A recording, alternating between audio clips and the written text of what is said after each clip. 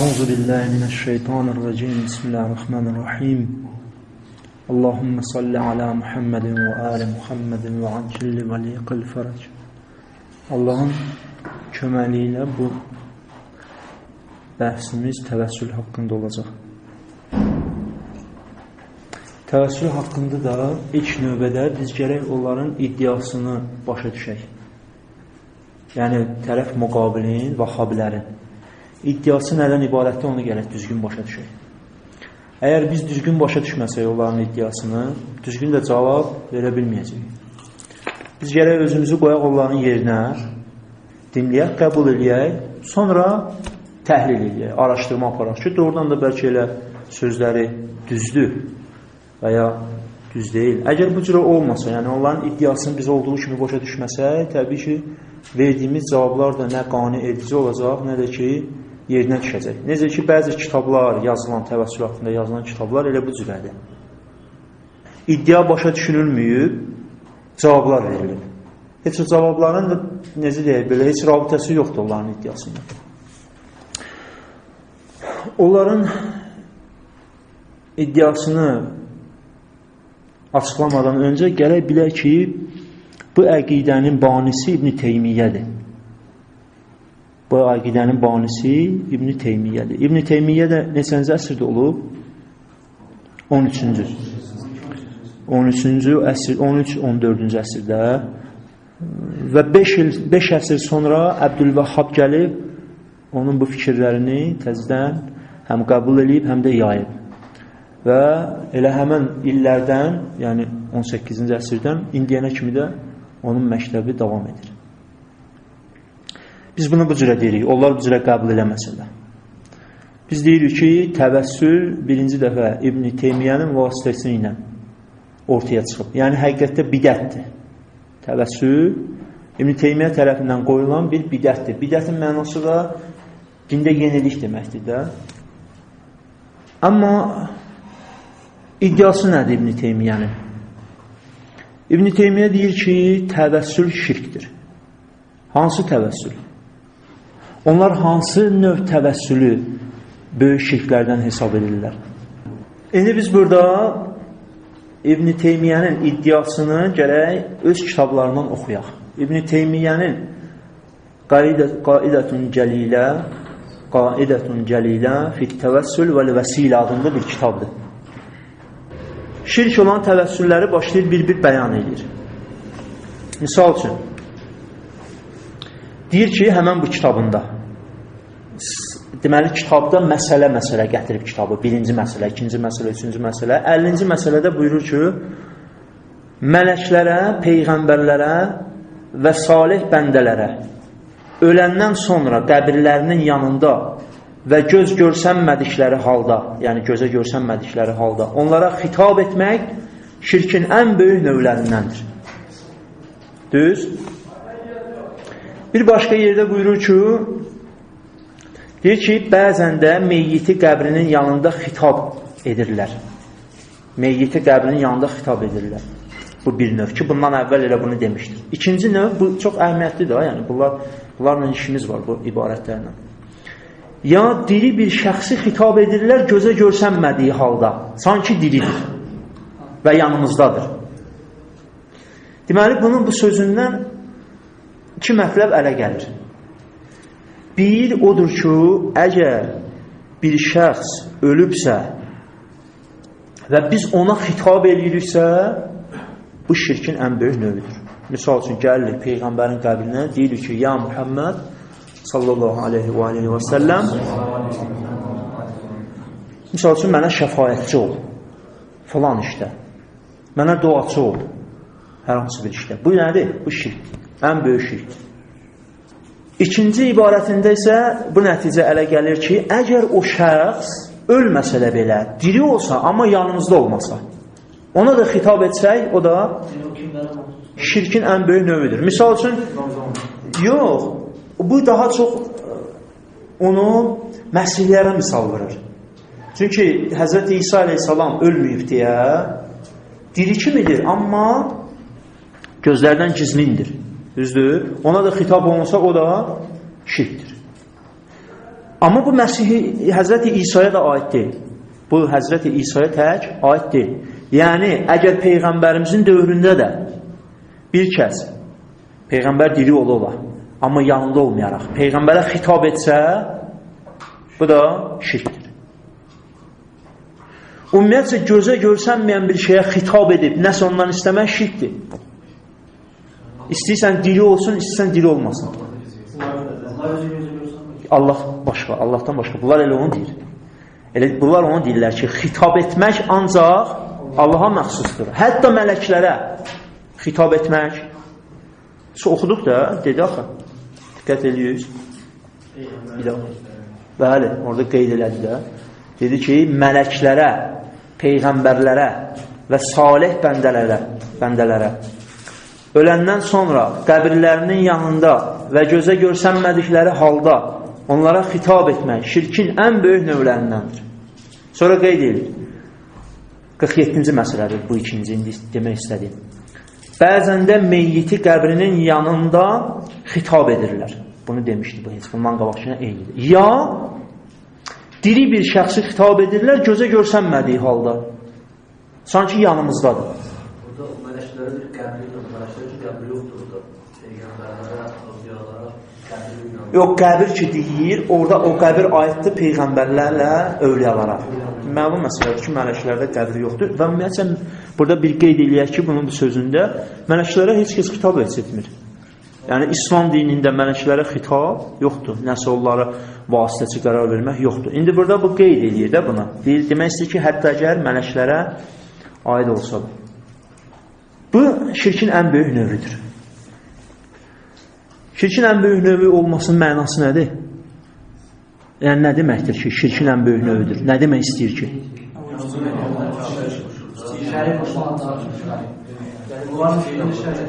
Bunun kiçiyi də var, düzdür. Amma böyük deməkdən bu qeydi etməklə nə çatdırmaq istəyir?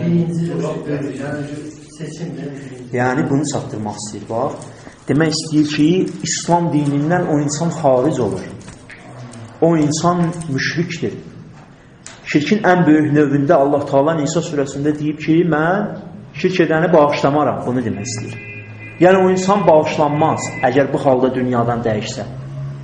Başa düşürsünüz? Bunu demək istəyir. Yəni, o insanın malı, qanı halaldır. Bunu demək istəyir. Məsələni bura gətirib çıxartmaq istəyir. Onu kim deyir? Onu burada kitab gətirmişik. Əbdülvəhhabın öz sözüdür. Əbdülvəhhab da onun dedik də elə bu əqidələrində davamçısı sayılır. O deyir ki, əgər mələkləri, ənbiyaları və övliyaları qəsd etsələr, belə ki, onların şəfayətini istəsələr və bununla Allaha yaxınlaşmağı düşünsələr, bu həmən o əqidədir ki, qan və mallarını halal edir. Fikir verdiniz? Həmən o əqidədir ki, qan və mallarını halal. Hansı həmən o əqidədir? Həmən o müşriklərin əqidəsidir. Heç fərq eləmir. Pəs, burada hər kəs mələklərə, peyğəmbərlərə, onlar dünyasını dəyişəndən sonra xitab eləsə və ya hətta o peyğəmbər diri olsa, amma yanımızda olmasa, ona biz xitab eləsək, misal üçün desək ki, ey peyğəmbər, mənə şəfayətçi ol, ey peyğəmbər, mənə dua ol, ey peyğəmbər, filan şeyi mənə Allahdan istə. Fikir verir, Allah da var ha, burada rabitə. Biz birbaşa ondan istəmir. Amma yenə də o, ən böyük şirklərdəndir. Ən böyük şirklər dedikdə nə nəzərdə tutulur? Yəni, bu insanın dindən xaric olması gəlir. Nəticəsi bundan nəticələnir. Dindən xaric olur. Dindən xaric olanın da təbii ki, malı, qanı halaldır. Bu bir məsələ. Deməli, iddia budur ki, müşriklərin əqidəsi ilə bu təvəssül eynidir. Heç fərqi yoxdur, fikir verir. Əgər təvəssül bu səviyyədə, bu keyfiyyətdə olsa. Müşriklər öz əqidələrində necə idi? Gəlib deyirdilər ki, ya Lat, ya Uzza, ya Mənat. 3 dənə onların ən böyük bütləri olur. Lat, Uzza, Mənat. Müşrik də əgər deyirsə, ya Lat, filan şey elə, ya Uzza. Müsəlman da gəlib deyirsə, ya Muhammed, filan şeyi Allahdan mənə istər, sallallahu aleyhi və səlləm. Bunun fərqi var. Bu iki xitabın fərqi var bunların əqidəsində. Fərqi yox. Bunu nəyə görə belə təkidlə deyirəm? Çünki çox əhəmiyyətlidir ki, bunu bu cürə qəbul edirik. Bu bunların əqidəsidir.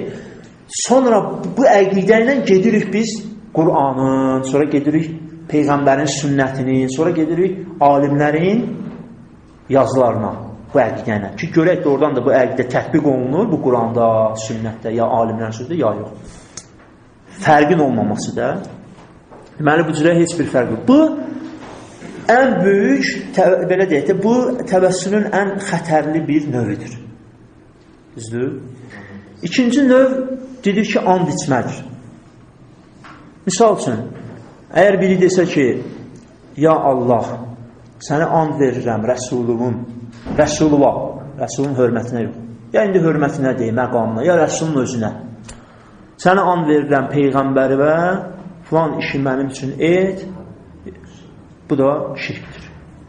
Bu, şirkin ikinci növü. Təvəssülün ikinci növüdür ki,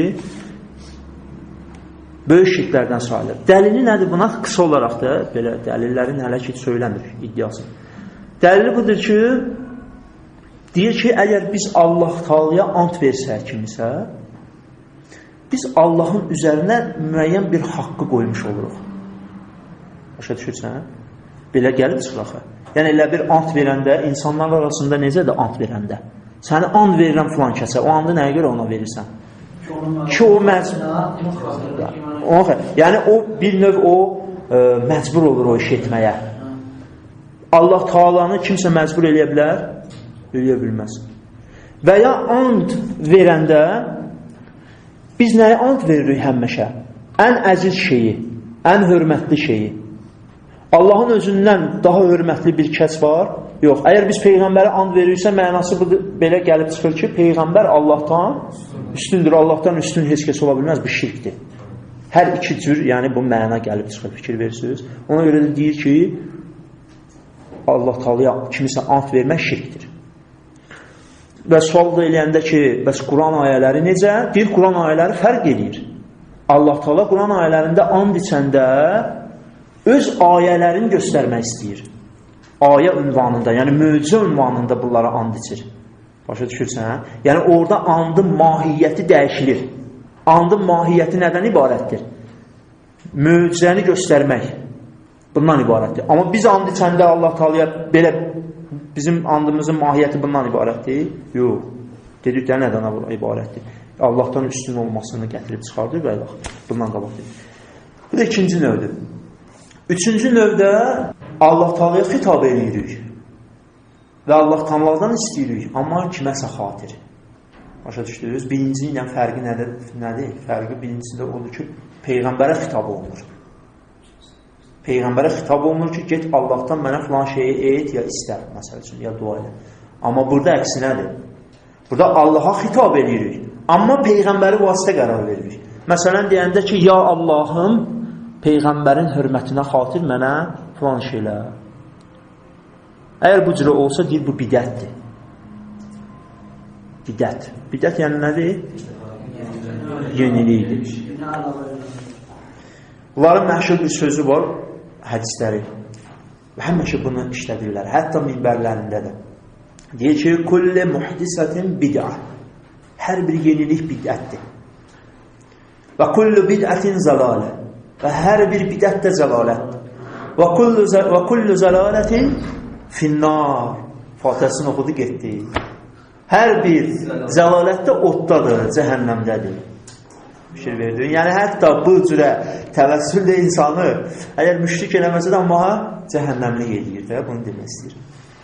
Bu, bunların iddiasıdır. Yəni, iddiası bu üç növ təvəssülün iki növü haram olması, şirk olması, ən böyük şirk olmasıdır. Onun bir növü də bidət olmasıdır. Amma bidətlə əl çəkmir bizdən. Çünki deyir, bidət nə edir? Səni mütləq cəhənnəmli edir, misal üçün. Bu, onların iddialarıdır. İndi bu iddiaları, dəlillərini gərək biz araşdıraq ki, inşallah bunu gələn dərsdə eləyəcək Allahın köməklə. Çünki bu dərsdə dedim, ancaq bunların fikirləri ilə tanış olacaq. Cavablarda da bir neçə mərhələ olacaq. Birinci mərhələ bundan ibarət olacaq ki, Biz Quran ayələrinə müraciət edəcəyik və müşriklərin doğrudan da bu əqidədə olub-olmamasını araşdıracağıq. Çünki iddia nə oldu? İddia bu oldu ki, Peyğəmbərə birbaşa xitab etmək müşriklərin eyni dinidir. Hətta Əbdülvəhhab özünün kitabında deyir ki, bu günləri müsəlmanlar bu növ təvəssülə əqidə deyirlərsə, müşriklərin o vaxtı o dini sayılırdı. Yəni, o vaxtki müşriklərin dini bugünkü müsəlmanların əqidəsidir. Onu demək istəyir. Heç fərqi yoxdur. Burada fərqinin olmamasında iki mətləb araşdırılmalıdır. Bir budur ki, doğrudan da müşriklər, əgər bizim əqidəmizlə fərqli deyirlərsə, yəni belə çıxır ki, müşriklər Allahı qəbul ediblər. Allahı qəbul edəndən sonra Allahın Rəbb də olduğunu qəbul ediblər. Yəni, Allahın o sifətləri ki var, onları da qəbul ediblər. Bu bir məsələ, bunu araşdıracağıq Quranda. İkinci məsələ də bu olacaq ki, yaxşı, əgər fərz eləyək, qəbul edirdilər ya qəbul eləmirdilərsə, düzdür? Sonraki mərhələdə bu araşdırılmalıdır ki, müşriklər əgər təvəssül edirdilərsə, təvəssülləri hansı keyfiyyətdə idi? Müsəlmanların etdiyi keyfiyyətdə idi, yoxsa fərqli idi? Bunların iddiasına görə eynidir, fərqli deyil. Sonraki mərhələdə Quran və ya deyək sünnət, Peyğəmbərin sünnəmizdən. Əhl-i Beytdən biz danışmırıq. Şiyəyə aid olan bir məsələ deyil. Şiyə qalıb qıraqda. Biz ancaq bunların öz kitabları və öz əqidəsinə uyğun danışmırıq. Sonraki mərhələdə araşdıracağıq ki, görəsən Peyğəmbərin sünnəti nə deyir bu barədə? Və üçüncü mərhələdə araşdıracağıq alimlərin fikirlərini. Alimlərin də fikirləri əhəmiyyətlidir axı. Başa düşürsən? Çünki alimlər də əgər hər hansı bir fikir söyləyirlərsə, onu hardan söyləyirlər? Həmən Quran və Peyğəmbərin sünnətindən söyləyirlər. Bu qədər. Əgər bu barədə kiminlə yenə sualı varsa... Üzünsüzlər dediniz ki, Allah Teala and içir. Allah Teala özü and içir o Quran ayələrində. İlk həmən ayələri möcüzə getirdim. O başa düşmədim, onun nəzərə atılması icra gəldirdim. Ətraflı şəkildə. Məqsədlərindən mən atalım. Bax, Allah Teala and içir günəşə. وَالشَّمْسِ وَزُحَاهَ məsələn. وَالْقَمَرِ إِذَا تَلَاهَا. Nəyə görə and içir bunu? Sən özün hələ özün fikirləş, cavabını ver. Qurana and içir Allah Teala da. Səncə nəyə görə and içir? Deyə yaxınlaş. De.